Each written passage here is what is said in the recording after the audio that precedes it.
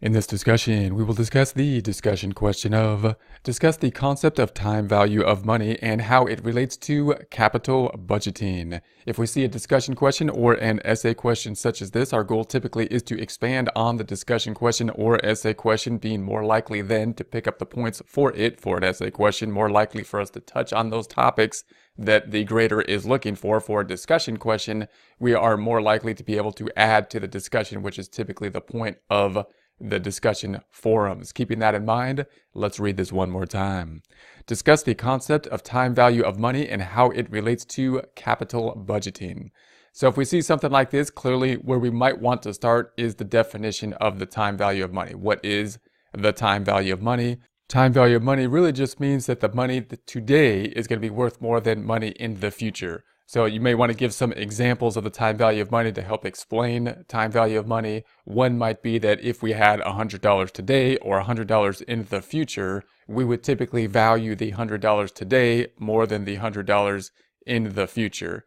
Another way to explain this is to say that if we want the same value in a dollar amount today as the dollar amount in the future, then the future dollar amount would have to be higher in order for us to judge it as equal value to the dollars in today's terms.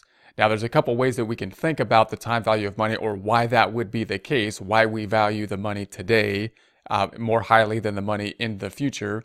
One is that the purchasing power of the dollar will typically go down. In other words, the dollar itself will lose value over time, typically due to inflation. And in the US, inflation is aimed at usually between 1 and 5%. So we know that the purchasing power, we're going to be able to purchase less stuff with the dollars. That's one reason the dollars will be worth less in the future than now.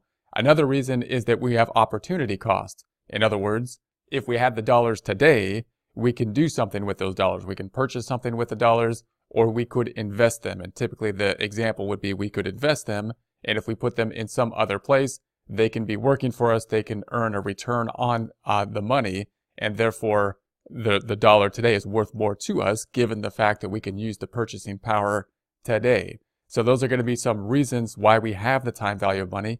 Then if we apply those to the concept of capital budgeting, we could then go into the definition of what capital budgeting is, how the time value of money then applies to it.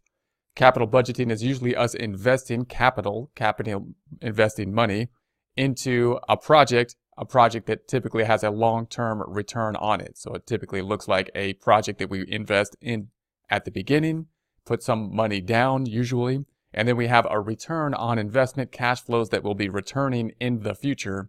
The question then being, is it good for us? Is it a good decision for us to put the money down up front in order to receive those returns in the future? Now, how does the time value of money play into this? Well, obviously, if we're talking about a long-term project, then we're going to be getting money back in the future for a capital investment that was put in place today.